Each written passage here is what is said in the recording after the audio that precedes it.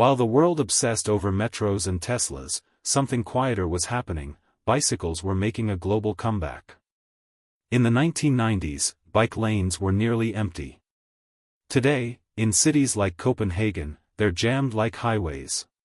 In just 3 decades, cycling mode share has skyrocketed from single digits to nearly 50% in some places. Why? Low cost, zero emissions, and unmatched agility in dense cities.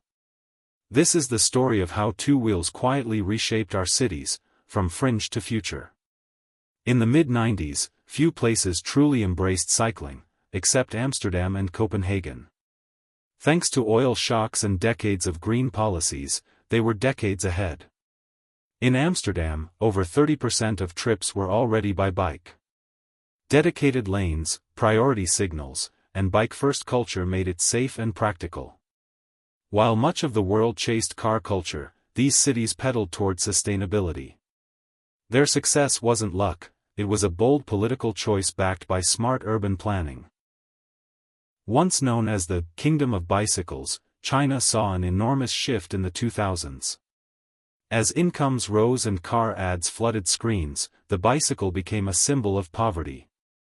In Beijing, cycling mode share collapsed from 60% in 1995 to under 20% by 2010. Bicycles were dumped in favor of Buicks. Bike lanes turned into car parks. In a twist of irony, the world's most bike-friendly country lost its pedals to its own economic rise. Bike sharing transformed cycling. From just 13 systems in 2004 to over 1,600 by 2020, it became a global trend.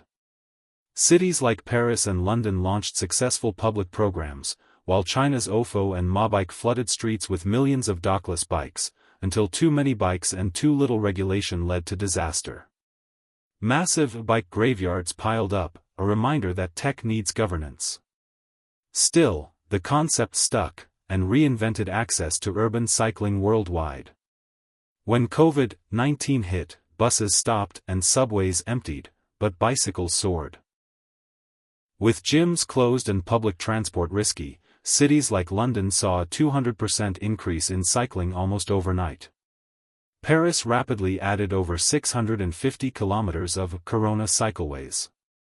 From Bogotá to Berlin, streets were reallocated to bikes in weeks, not years. The pandemic became a cycling accelerator. What started as emergency infrastructure became permanent in many cities, changing commute culture forever.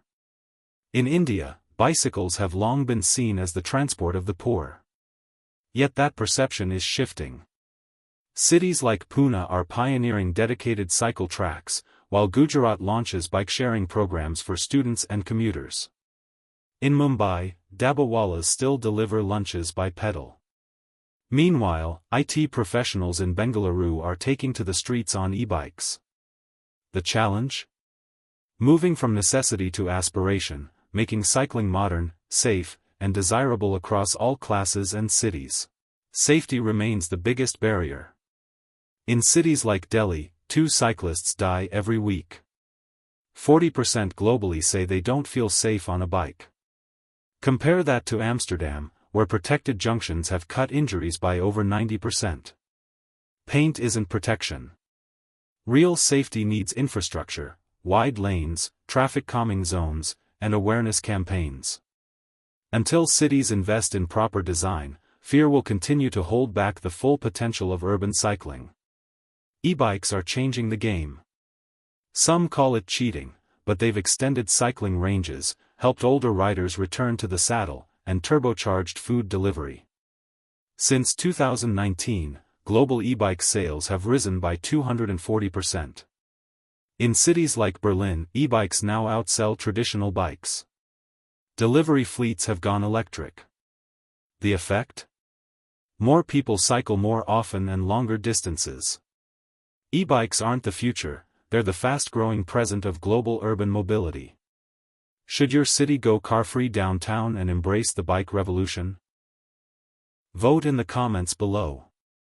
Which city inspired you most, Amsterdam, Tokyo, or maybe Bogotá? Cycling isn't just for hipsters or athletes, it's for everyone. If this two-wheeled revolution fascinates you, hit that like button, subscribe for more stories of urban transformation, and remember, the future of cities might be powered by legs, not engines. Don't forget to subscribe our channel.